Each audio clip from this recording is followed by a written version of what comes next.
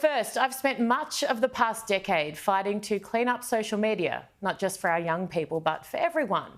I advocated fiercely for the laws that already existed in the real world to be applied online. So if it's illegal to threaten someone to their face, it should be in cyberspace too. If it's illegal to incite violence in the real world, it should be online too. You get the idea. I was always adamant that free speech must be protected though. And I've already seen elements of the Online Safety Act used to try and quash it, and called it out publicly.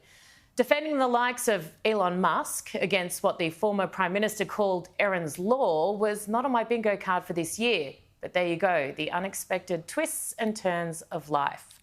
Now we have a landmark bill to ban social media for under 16s. Now on face value, it sounds great. Keep kids off a space that can cause significant damage before their little minds are developed and resilient enough to handle it. I get it. But I have to be honest with you. I also have reservations. One thing I did when I was advocating for world-first legal changes here in Australia was talk to thousands of young people, literally. I visited schools and would be stopped in the streets daily by parents and kids alike telling me their stories. Many of them were harrowing. I did a documentary which included the story of social media playing a role in the murder of a child. So why the hesitation?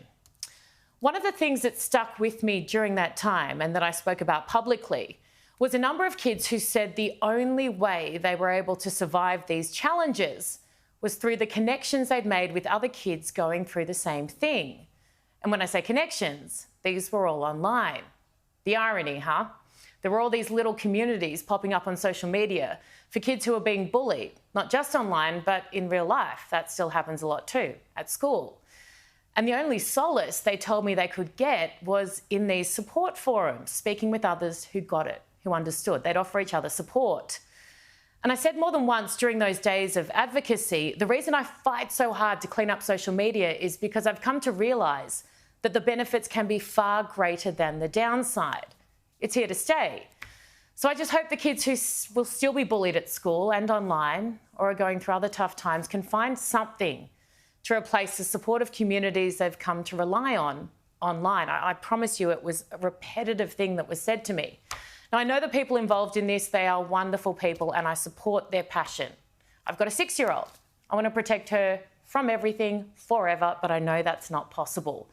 I just hope that the downside of this will be considered too and addressed accordingly. It's certainly, unlike my dress tonight, not black or white.